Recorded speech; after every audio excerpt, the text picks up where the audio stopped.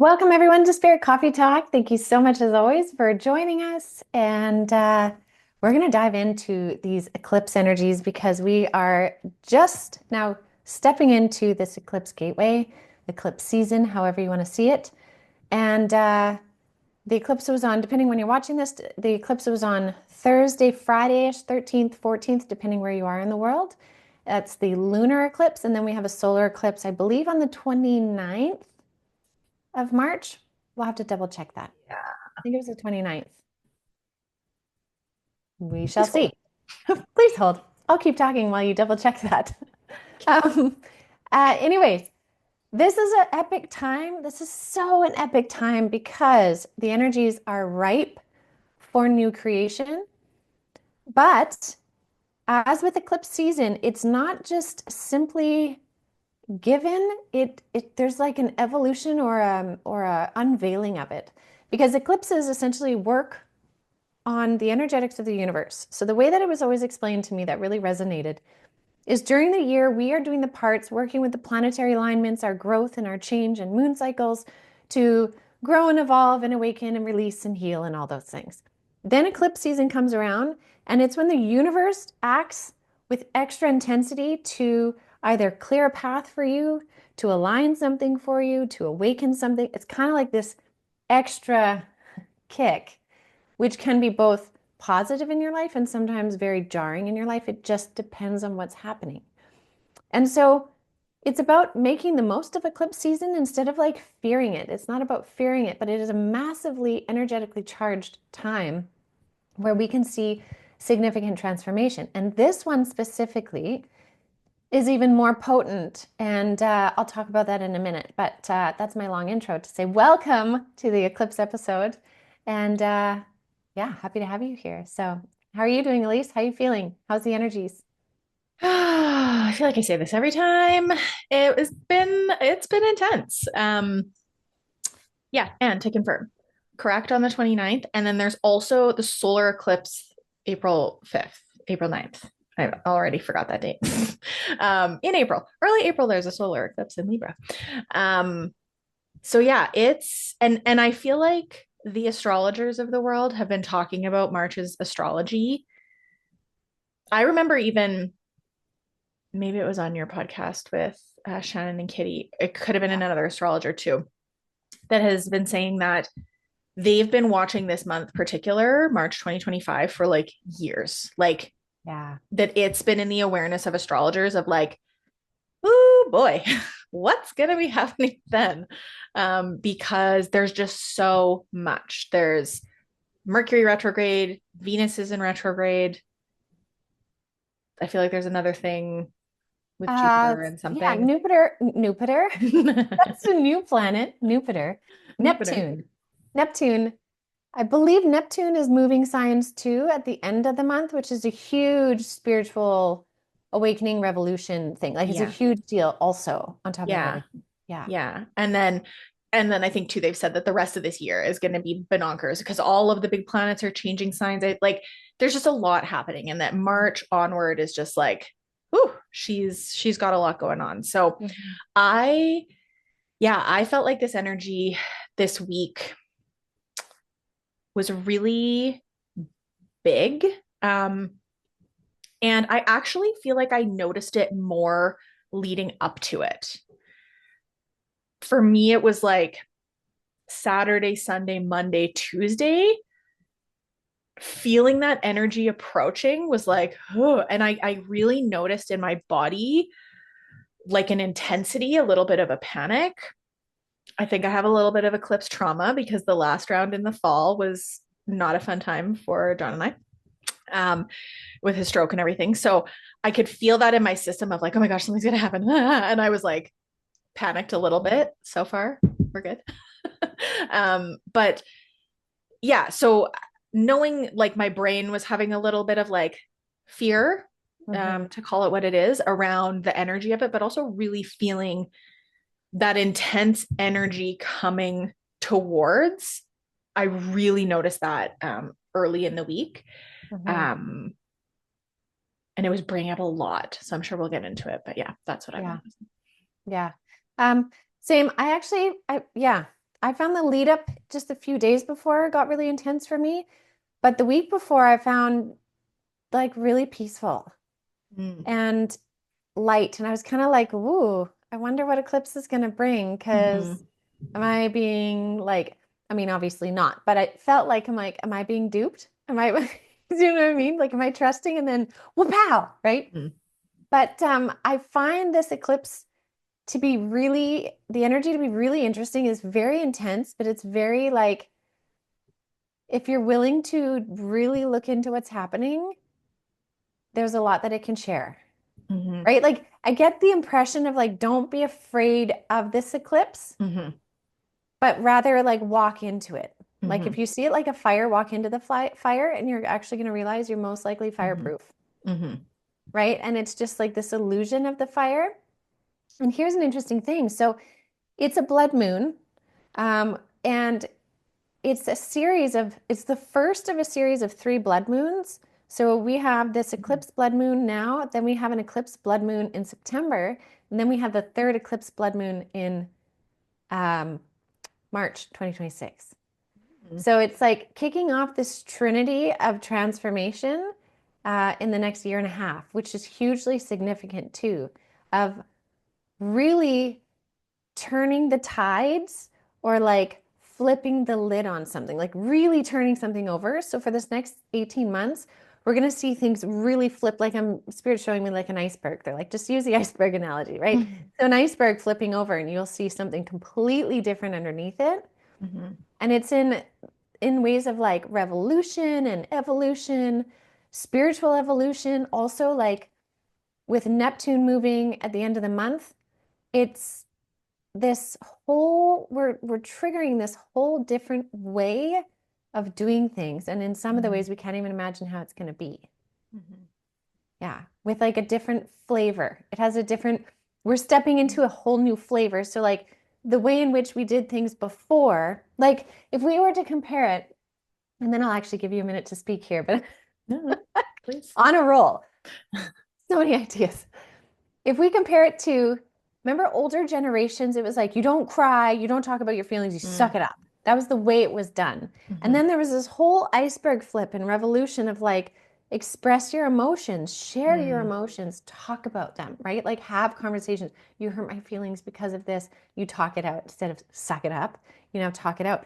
We're stepping into now this whole new revolution or evolution of ways of doing things that we can't quite see yet, with a bigger spiritual influence on it. Mhm. And so this blood moon eclipse right now is kind of kicking off that like burning away of. Mhm. Yeah. So that's Mm. why I'm excited about it. Mhm. Yeah. Yeah. And I'll, obviously we don't have Lisa here with us. She's having a fun-filled day with her kiddos. Um, but last night we were talking. We're all like in our group chat, like, what the hell? Oh my God. Because there was also, I feel, a lot of, I'll say, what's the word I want to use? I don't want to use that word because it feels like I've used it a lot before. Uh, this, like, the word coming up is triggers, but like this, there was a lot of these things coming up, things so much better, that like worries or reconsidering things, or, oh, do I go in this direction or do I make this choice? Like confusion and maybe like disorientation about what is happening with this? Where am I going with this? What do I do about this? Like things that I kind of felt pretty grounded in. All of a sudden, like quite quickly, I was like, I'm reconsidering everything. I like, what about, and like this desire to change all of the things. And I noticed it, that I was like, "Ooh, this feels like a 180." But what was interesting, like using that iceberg analogy, what was interesting is that I was really having to sit with them. It was deeply uncomfortable, because there was not a lot of answers. There was a lot of like, just sit in it. And when we were having this discussion last night in our group chat, and I said, it felt like being put in a straitjacket and then dipped in cement. And like you're just kind of there. And the more you struggle in it to get out, the worse it gets. Yeah. So just like surrender into that, and then you'll find the way out. And so sitting in this like, what am I doing? And this deeply uncomfortable kind of like being tied up in all this stuff, allowing myself to just be like, okay, you're not going to figure it out right now. Just let that go. You can have an awareness of it, but just let it settle. And I had to like settle. And once I did that, I noticed the like urgency within it dissipated a bit. And I was able to like, okay, these things are on the table. But what I also realized is that in that settling, it gave me clarity around what things do I want to flip and what things don't I want to flip.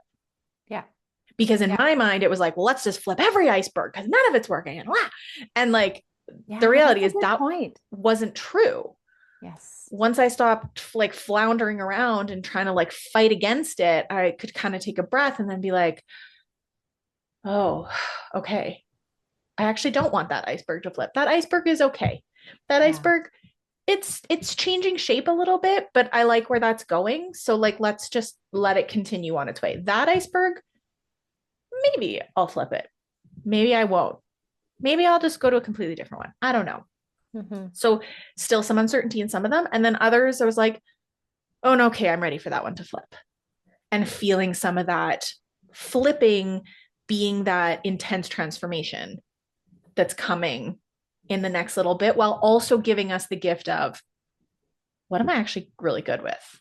Just because something, and I think that's what's coming up for me to share right now too, is because there can often be a lot of fear with eclipses, right? Like I'm going to lose my relationships and my job and this and that. And really it's more, some things might change and those things will change for your greater good. And what am I being given the gift of gratitude or peace in knowing, oh, I'm actually really good with that staying as it is, or maybe just evolving a little bit, but it being okay. And I don't need the flip there. And I feel good about that. Yeah, I agree. I think that's a really good point. A really, really good point. Because that is such a thing of like, okay, it's getting crappy. All right, throw it all in there. Throw it all in the fire, burn it all. And I think you're completely on point. Because I know we're just stepping into the eclipse energy right now, but if I reflect on my own experiences, it's been like, okay, no, wait. What is actually on fire and what's not? Mm-hmm. Like actually. And I think there's a real need for that clear, calm assessment of what it is. Like, because the eclipse energy can come in like a frenzied or panic feeling, we don't need to echo that and panic with it. Mm-hmm. We can allow that fast moving energy to be there, but we can slow down our response to it to see more clearly. And I think it's in that slowing down that we're being kind of given a gift of clarity if we're willing to slow down and not react to it right away. Mm-hmm. Yeah. Yeah. What are you pondering? Deep in thought. I don't know. I'm like not. My brain is just like, I don't know. You know, it is though like a discombobulating energy too, though. Like I've noticed that too, even in conversations we've had too, like the energy is so intense at the same time because it's so revolutionary and it's so charged that sometimes it's hard to find those clarities in thought. And it's like, okay, sure, I need to slow down and then I'll get clarity. But it's not like, it's like clarity will emerge from it. But it's kind of like being willing to be okay with some of the chaotic energy of it without having to react. Mm-hmm. Yeah. I think there's something in that. Mm-hmm. Yeah. Yeah. And there's something with, I think this is what I was trying to ponder because I was like feeling it, but I don't know what the words were. Having the awareness of like that chaoticness, whether it's chaoticness or not, but I think it is, from a collective, and also knowing that that's not necessarily the individual experience.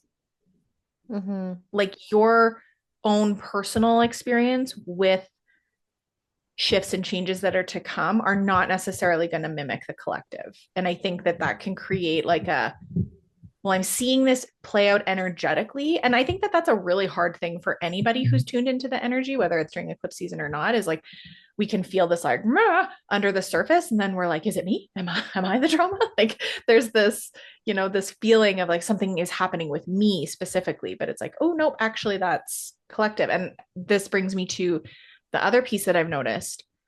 There's been some like funky energies mucking around with things. I would say in the last like week, dreams have been wild and kind of dark, kind of dark.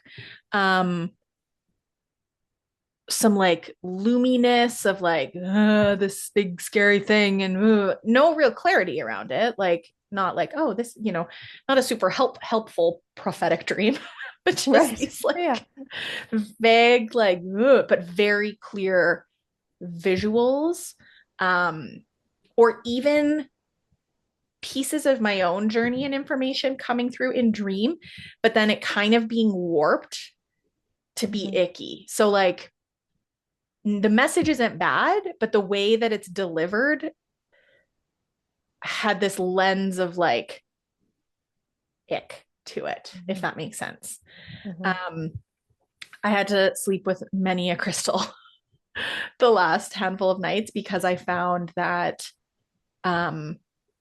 it was really in dream state, was really gross. And waking up, there was one morning that I woke up and I texted you about this, and you said you heard this from other people, that I woke up with some sort of icky energy influencing my brain.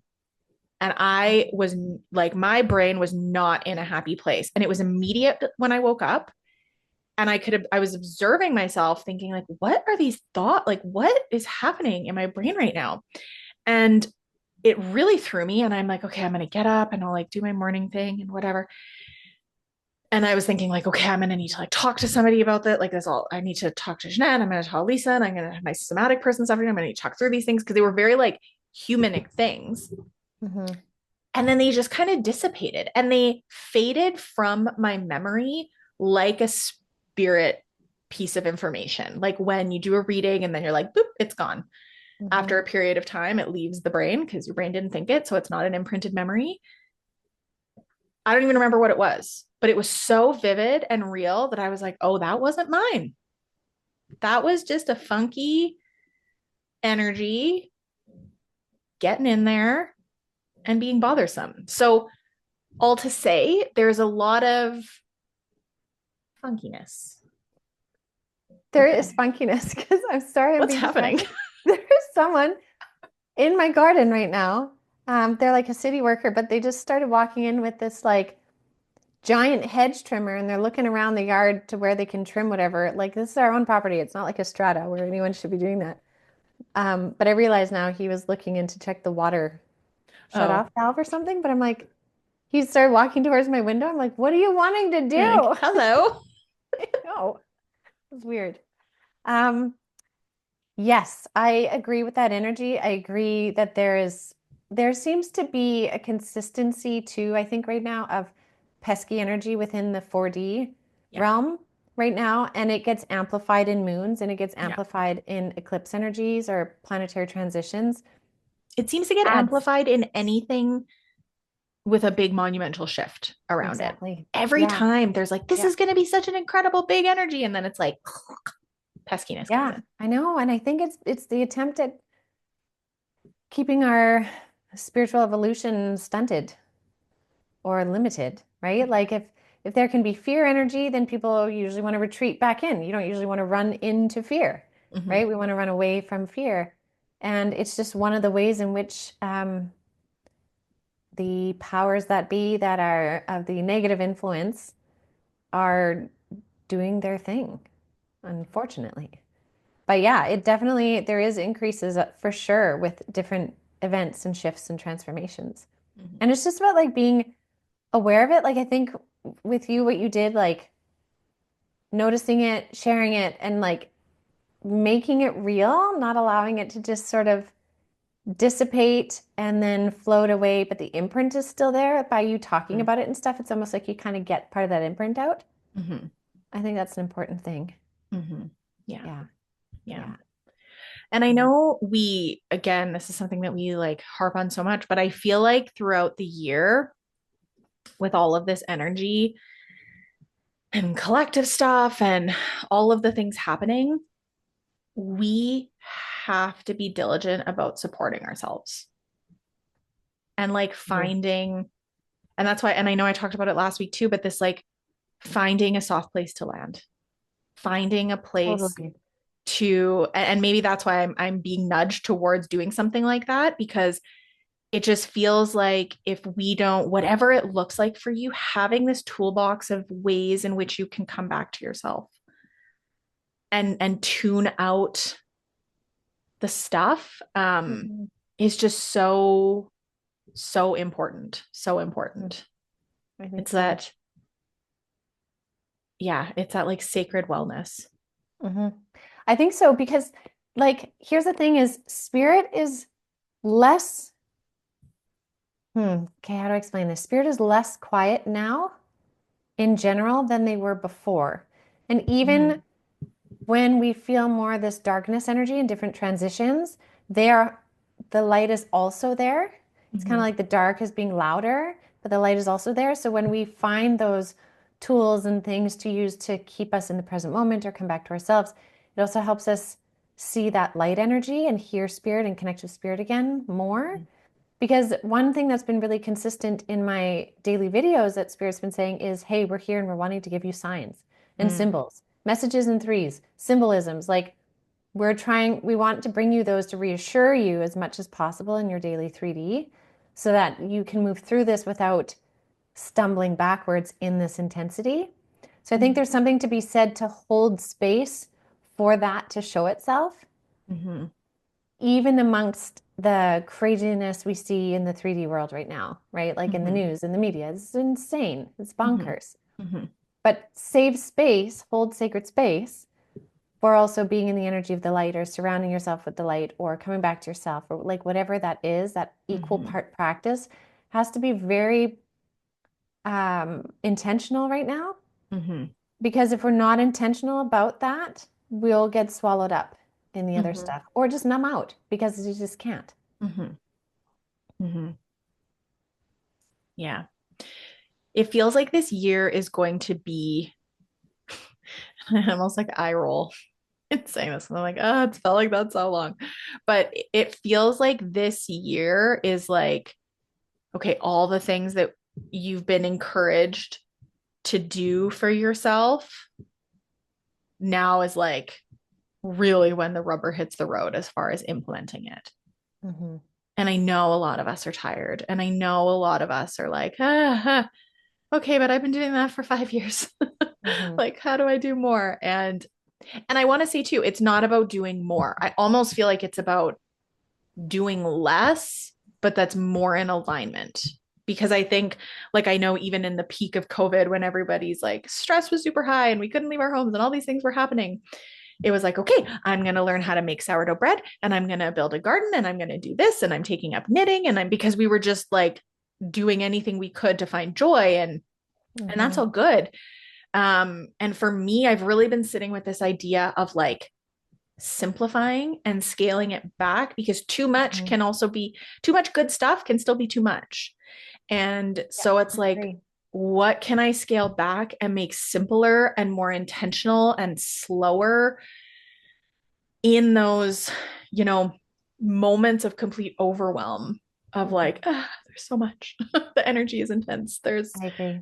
ah, Yeah, I agree. And I think that's also part of this shift in the spiritual, like with Neptune. mm, The shift in the spiritual is us bringing that back into a valid daily part of our lifestyle, not just this anomaly of if we have time, we will uh, take a moment to ourselves. If we have time, you know what I mhm, mean? Like it's shifting back into that's a like huge important part of the structure of our reality here going forward. And it reminds me of this really beautiful image I saw. It was a TikTok video, but it was just like a static image. And it was of this woman overlooking a lake. And she wrote on there, she's like, I went to meet my younger self today at the lake, and my younger self showed up stressed and like chaotic and rushed there and this, but priding herself on how much she'd accomplished already and da da da da da da. And she's like, my younger self couldn't believe how much my older self, the self now, didn't overbook herself today so she would have time to just sit and be present in the moment with my younger self. My younger self couldn't believe that the me now would do that and like envied it. And it was just this really neat like conversation with younger self and self now. And I think that theme is what this eclipse is also bringing up, especially with Neptune moving too, is like there was the old version of you, which represented the old version of reality. And what is it now? What is this evolution now? What is this iceberg flipping now revealing in this terrain here? And I think it's so important we prioritize those types of things now. Like it's not just a luxury, it has to become a priority in shifting the way that we do it, because it's going to shift the way our energetics are. It's going to shift the way our nervous systems are. Like it's a massive revolutionary shift that we're stepping into now. And I'm so here for it. So here for it. And you know what? I mean, if we think about it, we would have never gotten to this point in this shift had we not all reached that burnout phase, for a lack of, if I just want to kind of blanket statement that. If we hadn't all reached that burnout phase and been like, we just can't anymore, just cannot do this anymore, we wouldn't have reached the phase of what do we need now? Because you just keep going, right? So it's kind of neat in that energy then to reflect on everything you've gone through and have that conversation with the younger self, with the self you are now, and notice how different it is, and then how much you want to prioritize the reality you're creating now. Yeah. Yeah. And going back to that iceberg flipping analogy, what areas are you already doing that? Yeah. Who just did like a backflip out of her litter box, and she's really like, old. yeah. Like, I don't know if something scared her in her litter box, but sorry. Oh, no, it's okay. Interesting. That's the vibes. I know, it just is, right? It's like guy walking in with a hedge trimmer to my window randomly. Yeah. Cat flipping out in the litter box. Yeah, you cleanse your space after we're done. That's a good idea. Yeah, that's a good idea. Yeah. But yeah, going back to the iceberg analogy or that visual, and having, the awareness of the icebergs that don't need to flip. Where am I already doing these things? Where do I feel really aligned? What feels like really good and grounded and rooted in my experience? Where do I feel like I can really easily access the things, that feel like they're lacking in other areas? I think is just as an important of a practice, because we don't have to, throw everything out, or refresh everything. And I think this energy, it creates that desire of everything has to change. And that's just not true, but it's the things that are no longer working that this energy and this moon and what's to come will shift the things that need it. Yeah. I think that's cool. I want to pull a card for today. Okay. I'm feeling such a draw to pull a card. Like from this Angels and Ancestors deck. I feel like we need a card-based eclipse message. Please. Or eclipse message.